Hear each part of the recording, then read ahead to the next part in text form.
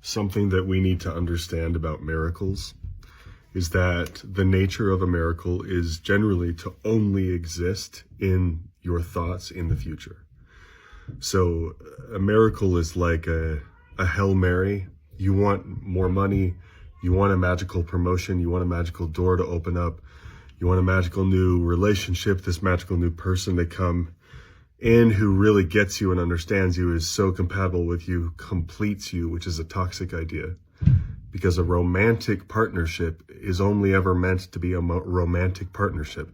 They can't fulfill all of you. They can't fulfill all of the roles that a community would play and that normal, healthy relationships would play. People are meant to have relationships. Anyway, that's a tangent. But miracles, the nature of a miracle is to exist as an expectation, to exist as a please help that bless me with this, a blessing, a miracle, a synchronicity, some new thing to come to manifest into your 3D reality. In fact, most of the ideology around manifestation is about 3D objects popping in, miracles, blessings, healings. For me, I have this huge health crisis going on. It's been going on for over a decade, and it's extreme, severe chronic fatigue. It's like where ADD and depression and anxiety go. It's like the ending point for these things.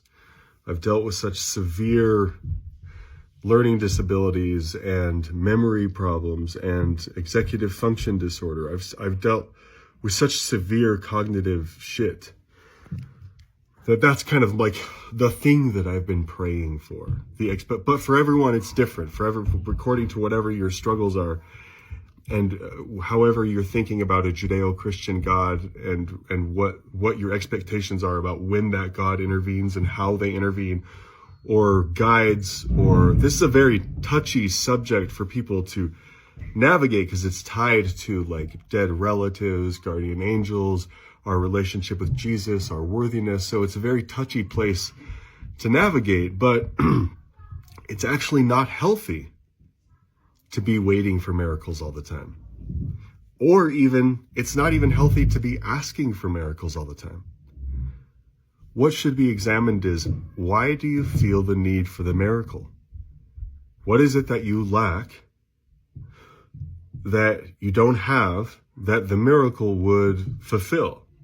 And once the miracle is received, then what is the emotion and what is the state that you'd be in then? You know, you'd be able to X. You'd feel happy because Y. Like, what role is the miracle playing? Because really, you don't need to receive the miracle. You need to deconstruct the reason for the desire for a miracle. You need to realize that is the delusion. And this is just a fucking painful thing to deconstruct and experience. It's a necessary part of a spiritual awakening, but it's super hard fucking work. Super hard work to get yourself to stop, to get yourself out of the fear-based mindset of constantly pleading for miracles. There's another way that's actually easier, but to us it seems overwhelming and hard. And specifically, Christianity trains us to think that we can't do it on our own. We need guidance. We need support from the rear. We need constant revelation as we walk. We need God and Jesus and the Holy Ghost to be like integrated in our lives, because by ourselves we're weak nothings who can't function. That's the fear-based, very limiting ideology of Christianity. This codependency that you need Jesus and you need the Holy Ghost and you need certain spiritual experiences and you need some miracles just as a confirmation that you're worthy enough to be here in the universe and to keep walking forward. So this idea, the ideology of Christianity is toxic to the process of understanding you don't need miracles. What you can do instead is have hope in the causal 3D universe that we live in. If I create an input, I can create an output. That's the hope. You start to plan things like, I'm going to drink more water. I'm going to get my potassium. I'm going to get good, what am I trying to say here? Salt, ion balance. it will come to me. Trying to get my macros, trying to get my micronutrients. I'm trying to get sleep. You start to try and create a pattern of inputs, and those inputs create known or highly anticipated outputs. It's a very basic way to live, but you come down and you stop fearing the causal universe. And instead you start to play and directly interact with the causal universe to get an effect. It's not bad to want an effect.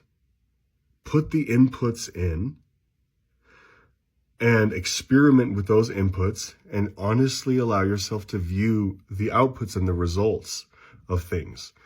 Learning a space and learning what inputs we need to repetitively put over time, that's really a better way to think about moving through time rather than waiting for miracles. Because waiting for miracles is another way to move through time. Okay, anyway, that's all. Hope this helped. Bye-bye.